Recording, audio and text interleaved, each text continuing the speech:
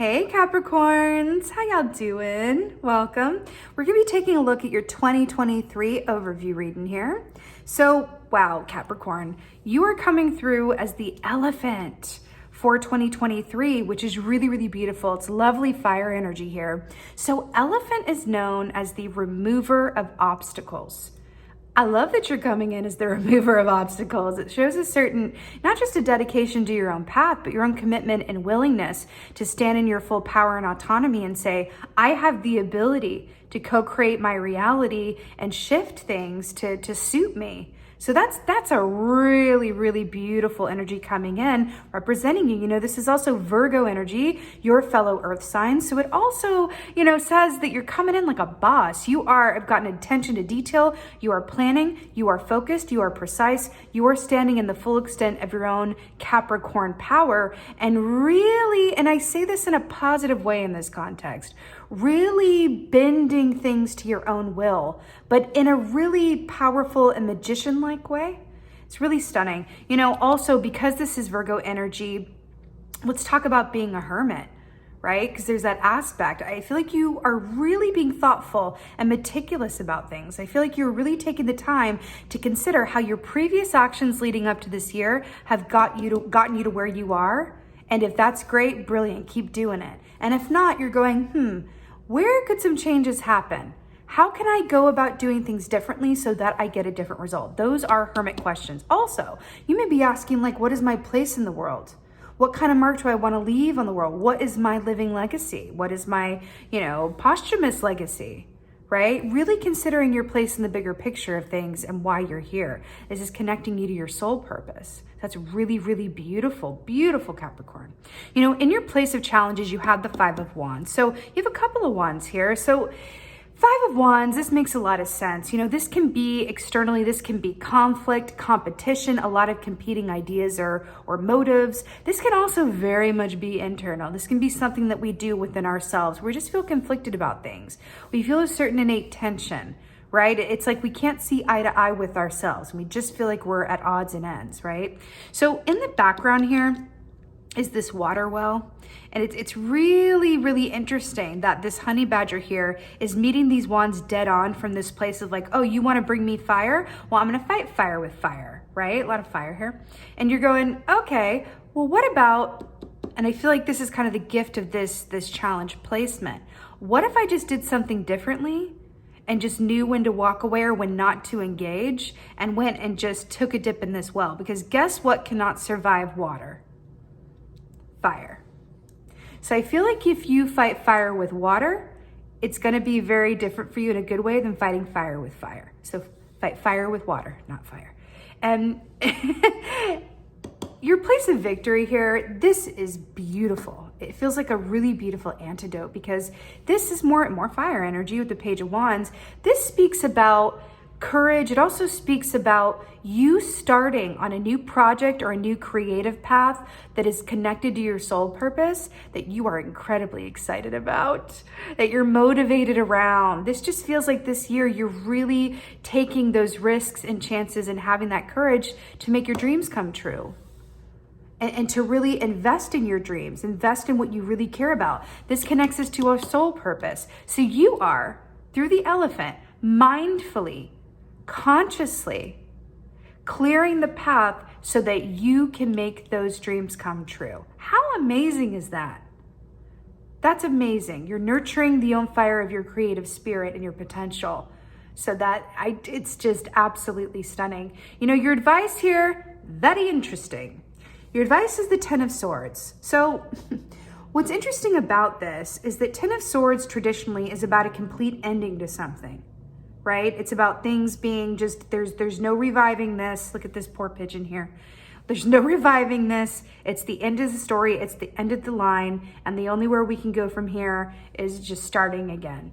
So the fact that this is your advice and the fact that you're being asked to fight fire with water, and then you have the Page of Wands, which is like a beginner's excited energy. I feel like your advice here is not just to let things that want to end, but to also end things within yourself and the way that you go about thinking and doing things.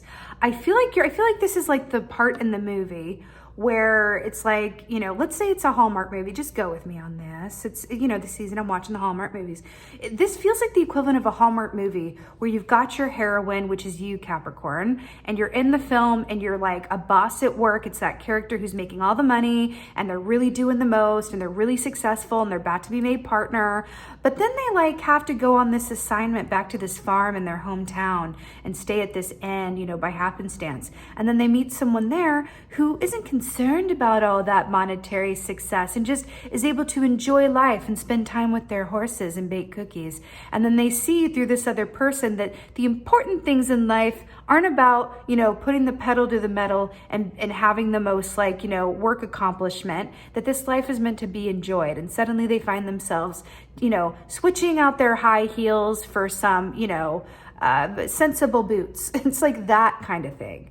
And the fact that this is coming up for you in this way as your advice, I feel like there are going to be opportunities or a way about going directly related to your path and what you really care about that is going to allow for a more enjoyable experience and a quicker destination point. But the way you're going about it just feels a bit full on, intense, even straightforward. But you're being asked to kind of curtail this a bit.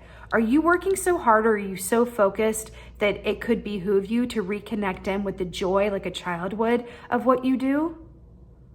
There's something about that because it's in doing that. It's that point in the movie where their greatest accomplishment is realized, if you've ever seen a Hallmark movie, right? So they like discover the important thing and then they turn the inn that they're staying in at, it is like the biggest tourist destination, you know, in Canada. Although, you know, it really takes place in Montana, but we all know they're in Canada.